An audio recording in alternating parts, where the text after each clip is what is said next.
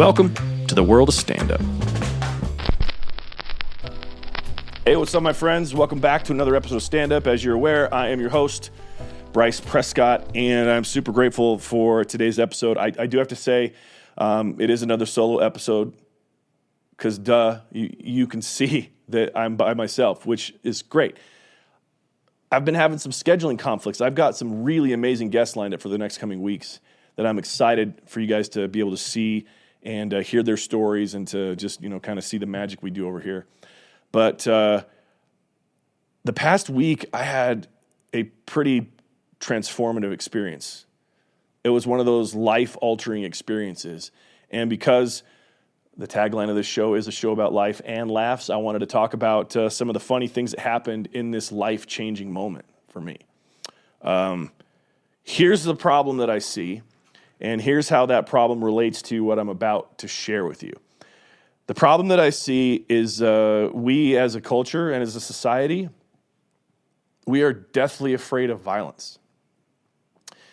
We live in this bubble-wrapped world where we forget the role and the power that violence plays as we mold our histories. Now, I want to make sure that I'm very clear here. I am not advocating violence. It is a mantra and belief of mine that the best way to have peace is to be prepared for violence. And that in an odd way, the threat of violence does create peace.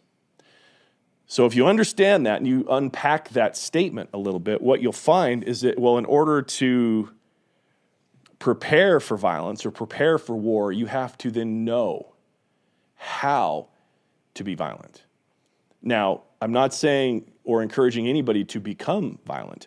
I'm saying you need to prepare how to become violent. I know that's nuanced, but I think you'll get where I'm going here in a second.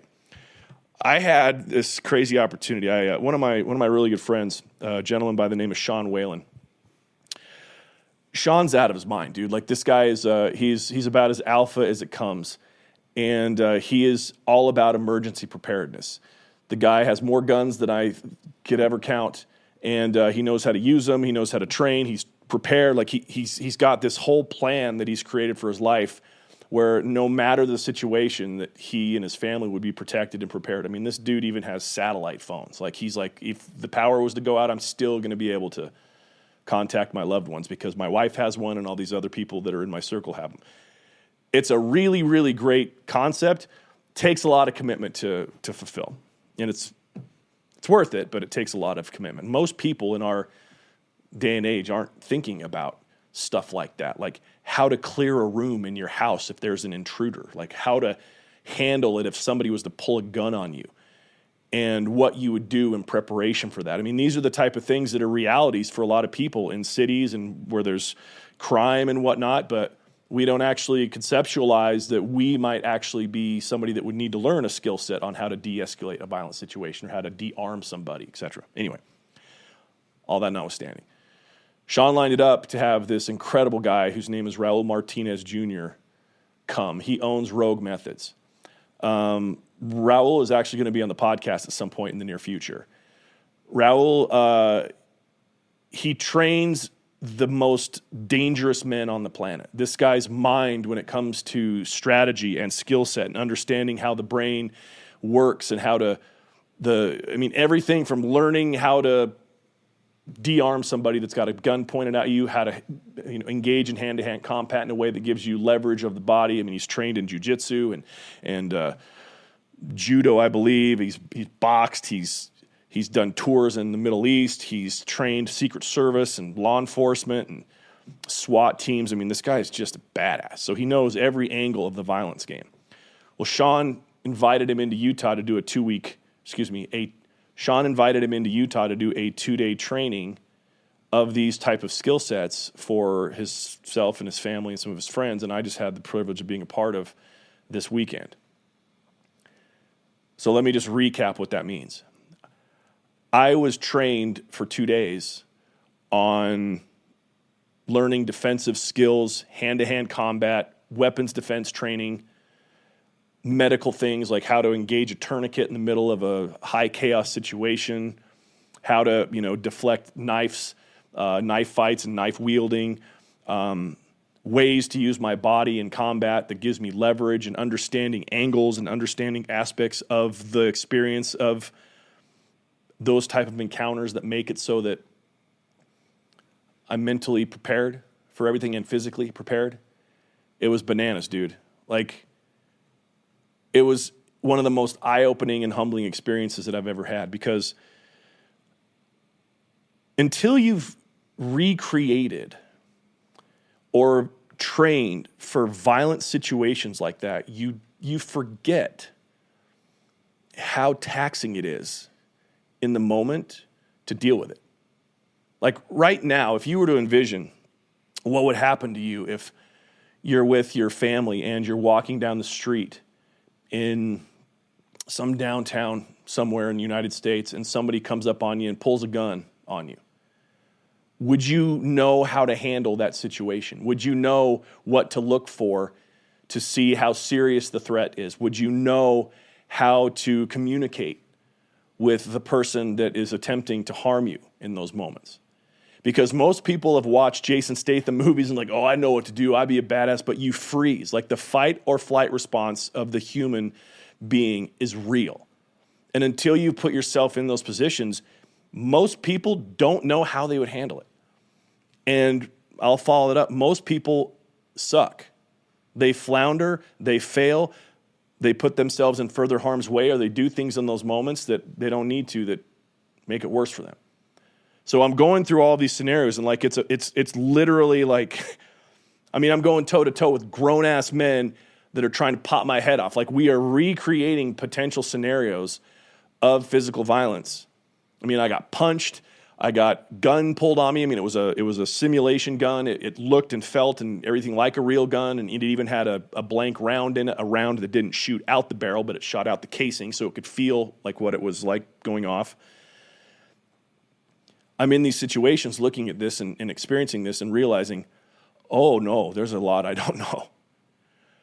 I would cower before knowing this if I was ever put in a situation like this where I was having to defend myself or my family. The barrier between violence and civility is very, very thin. I'll say it again and again. It's very, very thin. And the idea of even the threat of return violence can change an entire scenario. When you look at these typical kind of run-of-the-mill criminals, go to Instagram or YouTube and look at these videos of people being robbed at gunpoint. These people doing the robbing, they're not trained assassins. They're kind of dumb. They're idiots that don't understand the power of the gun they're wielding and don't understand the fact that like they're very exposed most of the time on being able to be de-escalated and returned around and be basically kicked out the door. I didn't realize that until this last weekend. I saw things in my own awareness and experiences that I had in my own body. I'm in shape, man. Like I work out 5 to 6 days a week. It includes weight training. It includes high intensity sprints. Like I am no slouch when it comes to my physical fitness. But when I was going toe to toe with grown men that had skill sets far above mine in fighting and jujitsu and training, I got my ass handed to me. Many, many times I would be sitting there on my knees on the grass, having just gotten the wind kicked out of me, realizing, wow, I didn't know what that was like. I hadn't taken a punch as a grown man. And when I took that first punch, I realized, oh, well, okay. It's not as bad as I thought. Like I realize now that the threat of like that doesn't scare me anymore in a way that it used to, because I'd built up in my mind this fear of violence. I was more afraid of violence than sticking up for myself. And that's pathetic. And you might be in that same position where you're thinking to yourself, like, oh, I don't want to fight. I don't want to have to deal with that. Anything, I'll de-escalate. I'll talk them out of it. Okay, that's a very real possibility. But if that's where your end barrier is and violence is still being pushed upon you in whatever that scenario is, whether it be robbery or whether it be some sort of assault or whatever, you're going to lose. I'm here to encourage you to learn how to be violent. Not to be violent, but to learn how to protect, how to make sure that you're not exposing yourself, how to make sure to be offensive in the right ways for the purpose of defense, if that makes sense. Now, one of the reasons I bring this up and one of the lessons that I learned coincides with one of the main themes of last week's episode. One of the biggest challenges that I faced when I was in these drills and in these moments of, learning how to, de-arm a suspect or to, truly use my head in the nape, shoulder, neck area of another person to gain leverage for movement on pushing them where I want them to go, or how to use my body to protect against somebody trying to remove my firearm, whatever the scenario was. I learned that until you practice those type of scenarios, you don't realize how much your emotions are flailing about. Last week, I talked about controlling your emotions.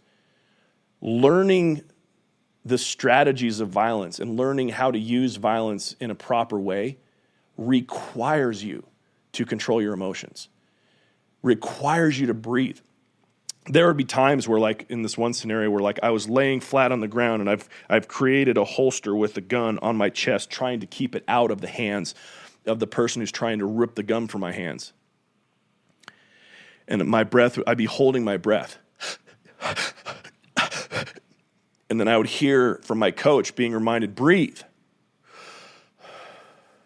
And I would have to settle in and actually breathe, and I would find that my wits were returning to me. I was becoming more present in my body, and I was able to then move in a way that was powerful and safe.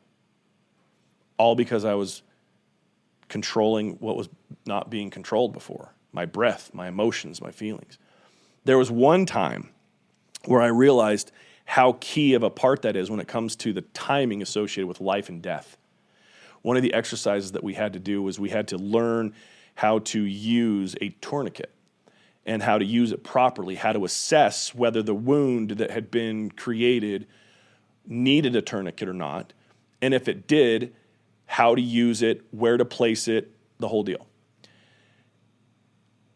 So we spent a part of the time doing that, and then there was even an exercise where we were sitting in a car and the windows were down and we had to go in to the person sitting in the car and address a tourniquet, or if you were the person sitting in the car at the same time as somebody trying to address a tourniquet on one of your legs, you would be trying to do your own on the other leg to simulate chaos, to simulate uncertainty. So we did all this work in learning how to use tourniquets, right? Well, then a couple hours later, we have headgear on and boxing gloves, or these very small gloves, and we're required to put our foreheads together, and we're just body shots, trying to keep our angles and keep our bodies balanced so that we weren't over our toes too much or behind our heels, using them as leverage. We were able to maintain positioning and balance in a fighting position so that you would always be assertively in control.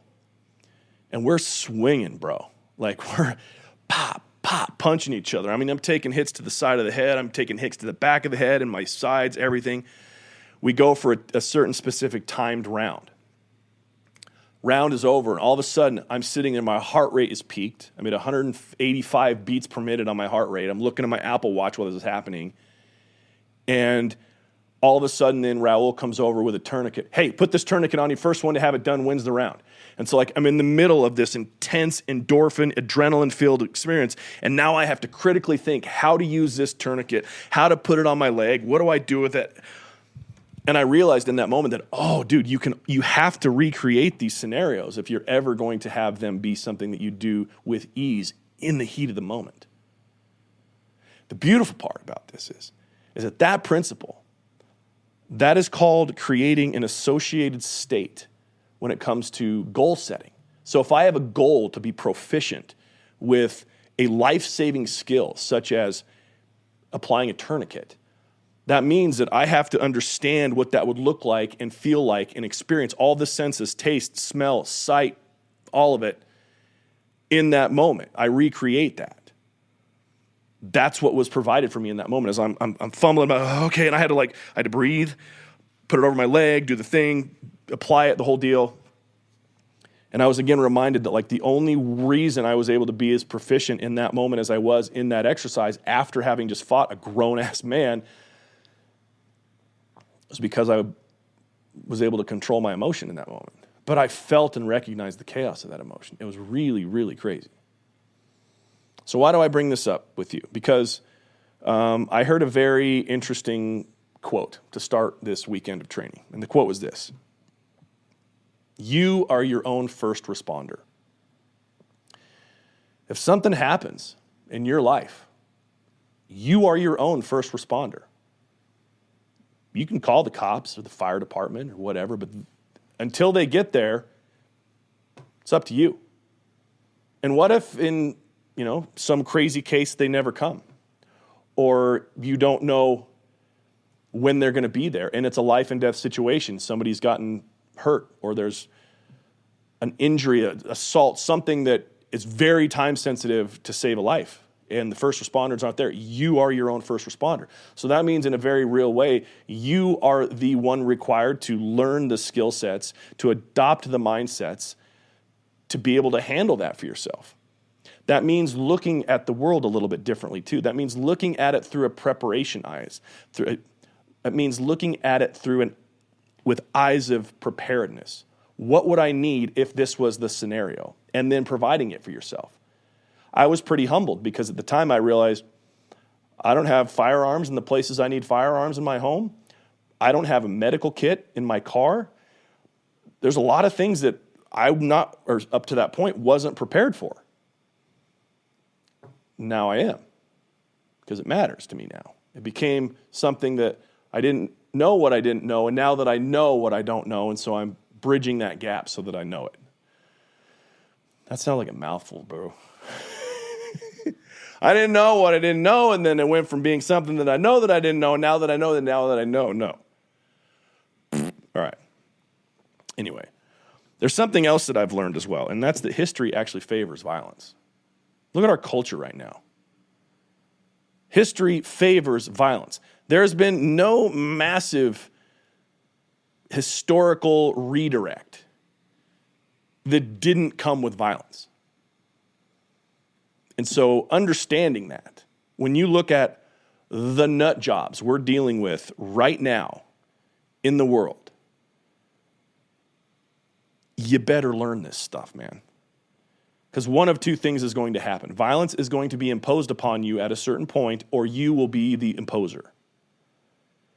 And if you are in defense of freedom and in defense of things that are important to you in the Constitution of the United States, I'm not starting a revolt or anything. I'm just saying you better get prepared. Because there are people out there that don't give two shits about your feelings. They want what they want, and they're going to come for it. And if you do not comply, violence will be the great equalizer. It's one of the beautiful things about having a Second Amendment to our Constitution. The First Amendment says you can do what you want. You can say what you want, not do what you want. You can say what you want. You have the freedom of speech. And just to make sure, if people are pissed off by that what you say part, we're going to let you have guns too so you can defend your freedom of speech. That's the whole point of this. It gets twisted into this nonsensical idea of like, well, back in the founding fathers, they only had muskets. They didn't have, it doesn't matter. The whole point of the Second Amendment is protection of the First Amendment. And if you look around right now, there's a lot of people that have a lot of problems with things that are people saying. So learn violence, okay? You can disagree with me all you want, and you can say that I'm cold-hearted or that I'm being that this is some sort of misogynistic, I don't know. But if that's the case, I'm willing to bet you've never taken a punch, but yet there's a lot of people that you don't like, and you wish that somebody else would make them punch you. That was another thing that I learned, is that a lot of people are fine with violence if they're not the ones having to do it. So whatever that means. But why do I bring this up? Well, clearly because I think it's a problem. I think it's a problem that we're so scared of violence, and that the irony of it is that when you're actually prepared for violence, no violence ever happens. Or it gets de-escalated super quickly. Because the part about violence that is very true is it hurts. I got punched a lot. It hurt. I got slammed to the ground. It hurt. But it didn't hurt that bad to where I would not put up with the possibility of having to experience that in order to stop something truly dangerous, okay? You get to be ready for that. But one of the reasons why I brought this up is because there's been this, I get messages on a regular basis about some of the content that I put out. You know, the last couple of weeks I've done a lot of content relative to, you know, improving your emotional state and controlling your emotions and handling things, handling rejection and being in a position of, clarity with your own mind about your own value and being able to become successful and understanding what it means to be successful, how to choose that. There's a lot of the sort of rhetoric that I get back that's kind of hateful. They don't like it because this very real thing happens. People don't like being reminded of ways that they're failing. So if you tell somebody that it's completely possible for them to be successful and to have the life that they want, a lot of times people don't want to believe it because they then have to take accountability for their part in not having it. You know, one of my mentors in life has told me, you know, relative to my pursuit as a comedian and other aspects of success in life, that has said that your biggest fan will be somebody you've never met. They stumbled across you somewhere online. Maybe they bought tickets to your show randomly. They followed you for whatever reason. They don't know you personally, but they love what you're about. They love your value. They love how you show up. That will be your biggest fan, somebody that never even met you. Your most ardent hater will be somebody that knows you well, that might have even been in your inner circle at one point, that just really understands the inner workings of who you are, and that your success irritates the truth in them that you did it and they didn't. And so success and understanding how to be successful is a very important pursuit for me. And it's something that I want to help other people with, because the truth of it is success is not a clean and linear pursuit. It's very, very jagged and abrupt. But I heard recently this message about success, and the incomparable Ed Milet shared 4 traits of truly successful people. He broke it down into 4 different categories of successful people. And he said, all successful people have these 4 things. And so if you do not have these traits, learn them, embody them, allow them to be something that you give time, attention, and resource to the building of, because it's what it takes to be successful. So I figured as a part of kind of wrapping up this episode, I would share those with you. The first trait of a truly successful person is that you believe that you are worthy of success. You believe that you deserve to be successful.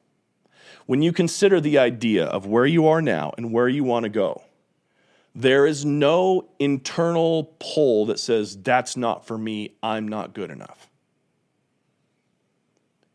You have to believe you're worth it. Now, worthiness and acceptability of love and all that is kind of an epidemic that we're experiencing. A lot of people have a lot of trauma, emotional and such, that even physical trauma, that has reminded them in a very dishonest way that they are not worthy of love, or they are not worthy of success. They're not going to be able to do it. And so if you find that to be yourself, but yet you desire success, and you don't feel you're worthy of success, and you don't believe that you deserve it, I want you to ask yourself legitimately, in the quiet of your mind, in a still moment, ask yourself, well, why not me? Why can't I? Why not? And pay attention to the answer that you hear, because that answer will be rich with data to let you know exactly where you need to do the work. For example, if you ask yourself, well, why am I not worthy of success? Well, of course you're not worthy of success, dude. You don't ever keep your commitments to yourself. You say you're going to go to the gym, but you don't. There there's a tell. Start doing the thing it's reminding you that you don't do, and that will change in your identity. It will become something, it's a weird sort of like hybrid of choice. You have to choose and understand that you're worthy of success, but at the same time, you have to continually keep your commitments to yourself and your word to yourself so that you don't have to deal with the inner voice saying you're a liar. And that's not even to mention a lot of the subconscious things that are going on inside your mind. Your subconscious is listening all the time. And anytime you have self-deprecating words about yourself, that you aren't worth it, that I'm a piece of shit, that of course I would mess this up, why of course I'm going to fail. When you have all those words floating around, your subconscious is listening, and so it will sabotage you. So the first trait of a successful person, you got to know you're worthy of it. You got to know that you deserve it. The second one, and this one's interesting, it's because it's related to fear. The second trait of truly successful people is they have a healthy fear of not achieving. It scares them to death to not achieve. The idea of not meeting their goal or not trying harder for that next level, it causes like an anxiety inside of them. They can't deal with the fact that they might not make it. But here's the part that I want to illuminate. These individuals have a healthy fear of not achieving. It's normal to have fear. Let's talk about the controlling of emotions again. Does that mean you just don't feel fear? No, it doesn't mean that at all. It means that you take action in spite of your fear. And then when you do that and take action in spite of your fear, the fear lessens.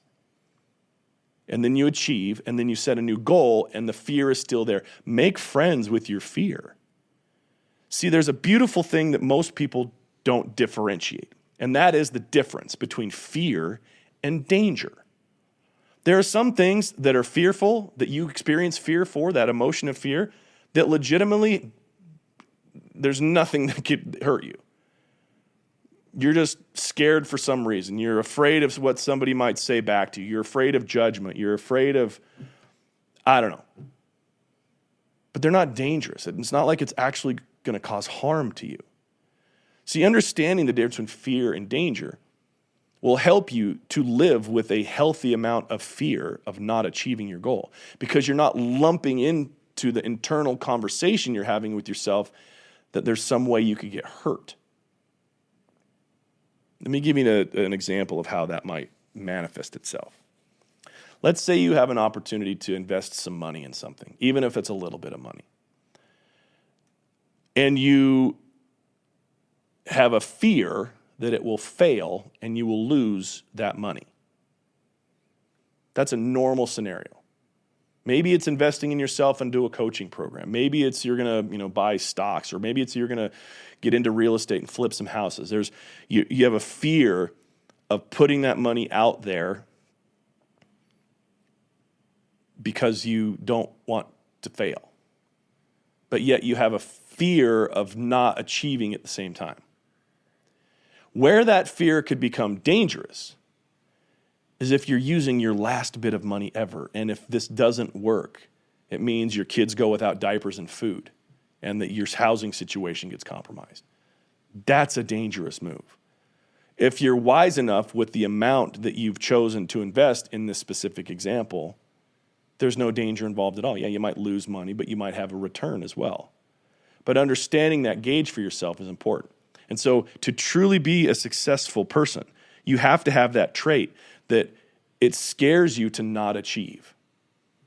And the invitation in that is to handle your fear healthily, because it's going to be there. Fear doesn't go away. I've talked with some of the most successful, amazing billionaires. They have fear. They have imposter syndrome. They get scared it's not going to work, but they still do it. Which leads me to the third trait of successful people. They have an unusual amount of abundance of emotional control. I said this last week, I'll say it again. The most successful people, the most high-value people, control their emotions. They do not let their emotions rule them and rule over them. They feel their emotions, they experience them, they let them flow through them, but that's the extent of it. They do not allow them to manipulate them into choosing something different than the directive of the reason why they're in that position in the first place. Does that make sense? They use their emotions to create an experience, but underneath it all, they are grounded and stable. They don't become whimsical to their emotions. They control them. It's interesting. We can't overlook this. I keep saying it. You want to be successful? Learn how to control your emotions. Learn how to take an experience and not let it bury you just from the emotions of it. Control them. Breathe. Allow the connection between your body and your emotions and your spirit to be real, but yet you are still in control. There's so many good people that are whim to their emotions, and it screws them. They rob themselves of success. They rob themselves of greater relationship. They use this weird fear and emotional turmoil to keep them from telling the truth. Really, really sharp people control their emotions. And the fourth trait of a truly successful person is that they have a sharp ability to visualize the outcome they seek in every detail possible. And by so doing, it creates in them an obsession to succeed. They become obsessed because of their vision. They see it all. So let's say you have a desire to achieve a certain amount of financial success. In this scenario, you would want to know to the penny what that looks like. You would want to recreate in your mind an associated experience of what your life would be like if you achieved that financial goal. What would you spend your money on? Who would be helping you? What would your team look like? What would you purchase? How would you handle things like taxes? How would you budget your money going forward? What would you do with it? You have to have a sharp, visualized understanding of what that moment would be like. Because what happens when you do that, when you can visualize using the five senses, when you know what the experience is going to look like and sound like and taste like and smell like and feel like, when you can know those things, you're creating for your subconscious mind a future memory. You know, I've had this really cool experience in the podcast production company, Media Automated, that I run. There's a part of my consulting process when I'm helping people create new podcasts where I walk them through a visualization exercise of the effect that their podcast will have on the people that listen to it.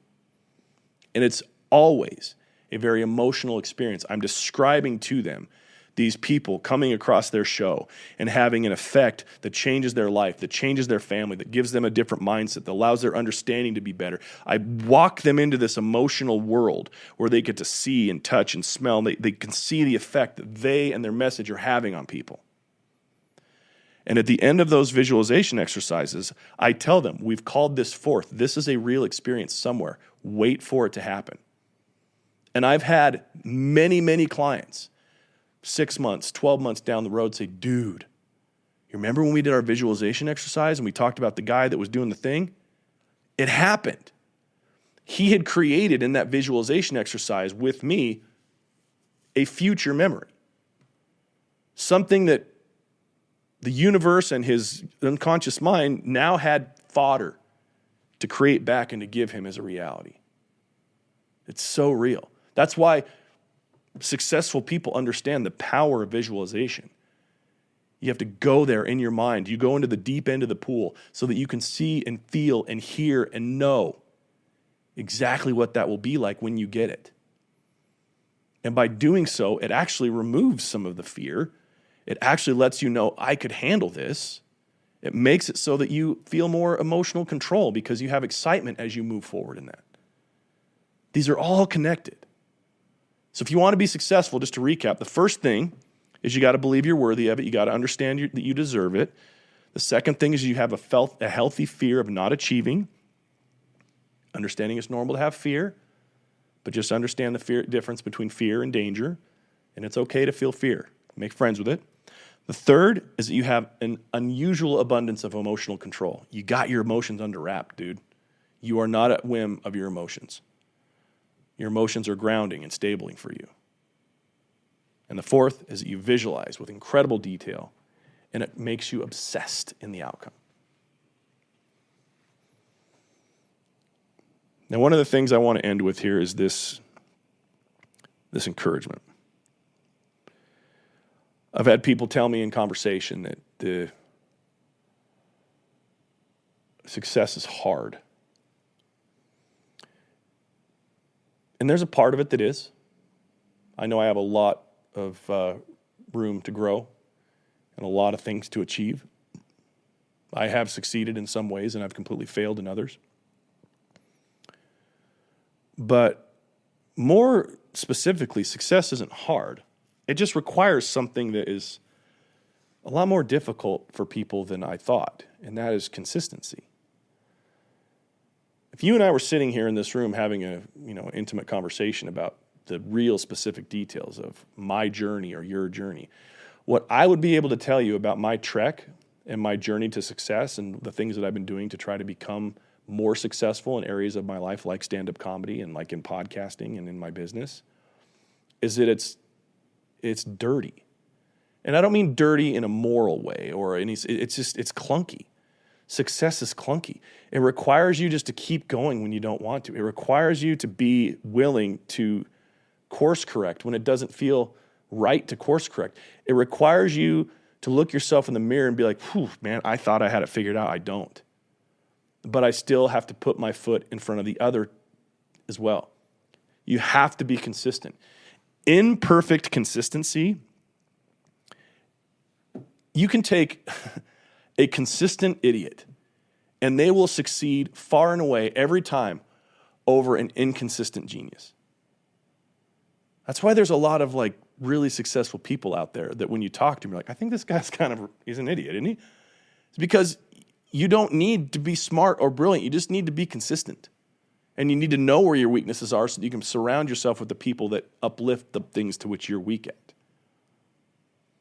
So to bring it all full circle, make sure you're prepared. Get your house in order. And that includes learning how to fight just for the sake of the skill set. Prepare your home. Learn how to defend yourself and your family. Learn emergency preparedness medically, how to handle those things. As you do that, you will find a peace and calmness come over you that's very real. I know that after the days of training that I had, I sat at home and I meditated, and my mind was more quiet than it had been in a long time. So do that. And then go back and re-listen to the part about the 4 traits of successful people and take notes there. I want you to be successful. We need more successful people. That's how we change this world.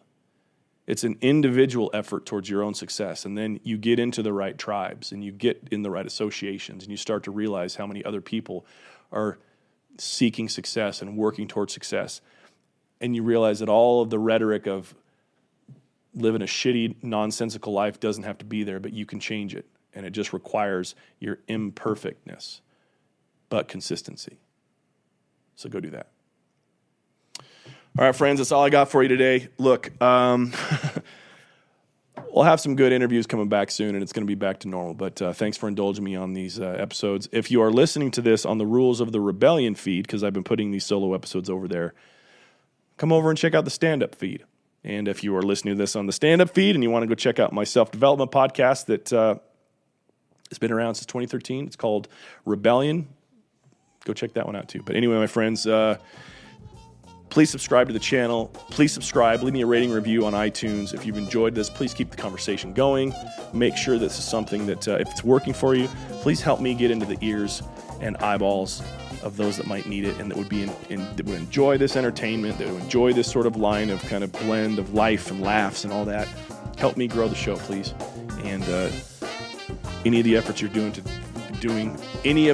doing right now in that regard, thank you. So anyway, I'm out of here, guys. See ya.